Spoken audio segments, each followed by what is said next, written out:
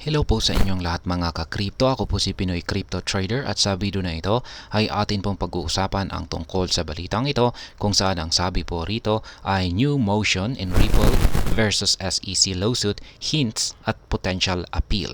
Ayan ang bagong motion sa kasalukuyang nagaganap na kaso ni Ripple at ang US SEC ay nagbibigay ng palatandaan na posibleng magkakaroon ng appeal.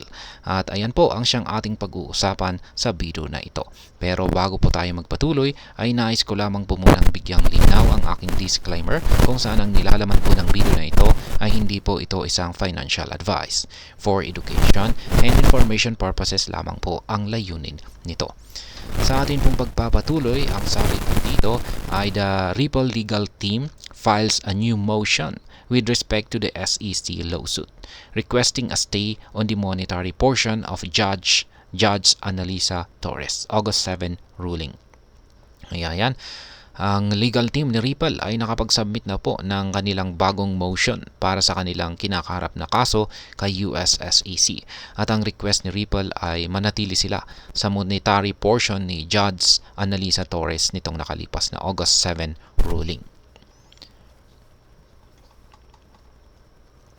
SEC and Ripple agree to delay fine payment.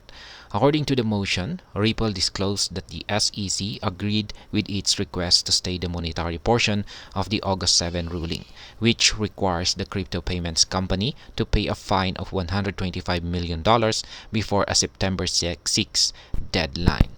Kaya ayon po sa motion, si Ripple ay pumayag sa request na monetary portion nitong nakalipas na August 7 ruling, kung saan ay pumayag po si Ripple na magbayad ng kanyang multang $125 million bago sumapit ang deadline nito sa September 6.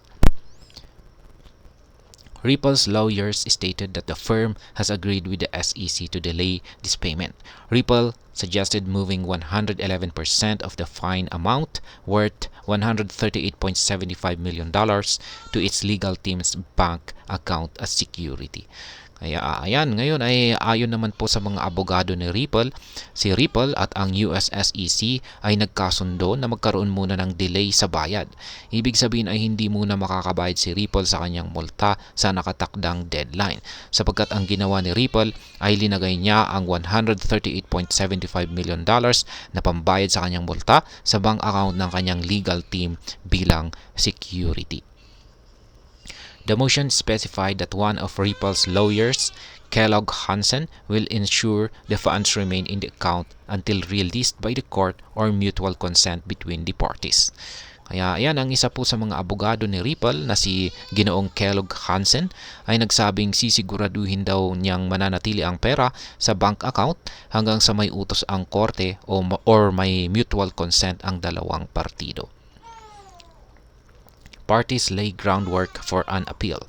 The recent filing suggests that the parties are making the necessary preparations for a possible appeal. Since Judge Torres issued the final judgment on August 7, none of the parties has revealed plans to appeal. Yan, ang kamakailang filings ay posibleng nagpapakita na ang mga partido ay maaring naghahanda para sa kanilang apila. Simula noong inilabas ni Judge Torres ang kanyang final judgment nitong nakalipas na August 7, wala pa sa dalawang partido ang naglalabas ng kanilang plano kung sila ay mag-aapila o hindi. In the meantime, the clock is ticking for any of the parties to file an appeal notice. Following the court's final judgment, the parties had 60 days to appeal any portion of the ruling. At the moment, the parties have exhausted nearly a month without indicating whether they plan to appeal. Kaya ngayon, sa ngayon ay patuloy na nauubos ang oras ng dalawang partido para makapag-file ng kanilang appeal notice. Base sa final judgment ng korte, meron lamang 60 days or 60 na pong araw ang dalawang partido para makapag-apela. Ngayon ay lumipas na ang isang buwan o 30 days pero wala pa rin sa kanila ang nagpaparamdam kung meron ba silang planong mag-apela. Ayan po ulit mga ka-crypto, nagbayad na po si Ripple, yan, pero ito po ay kanyang nagbayad na po sa multa itong si Ripple, pero ito po ay kanyang inilagay muna sa bank account ng kanyang legal team. Mailalabas lamang daw po ito ng US SEC kung may pahintulot ang korte o kung nagkaroon sila ng mutual consent. yan, or nagkaroon ng mutual consent ang dalawang panig. Maliban dito ay wala pang malinaw na indikasyon kung meron pa bang planong mag-apela ang dalawang panig. At ayan, hanggang dito na lamang po tayo sa video na ito mga ka-crypto. Sana po ay inyong nagustuhan ang aking paliwanag sa video na ito. Kung inyo po itong nagustuhan, pag-click lamang po ang like button nito. Para naman po sa mga bago lamang dito, kayo po ay aking inaanyayahan para mag-subscribe. Pag-click na rin po ang bell icon nito dahil ito po ang siya magsisilbing notification nito sa mga bago kong videos na akin pong ina-upload sa aking YouTube channel na ito. Marami pong salamat sa panonood. Ingat po tayo lagi at God bless po sa ating lahat.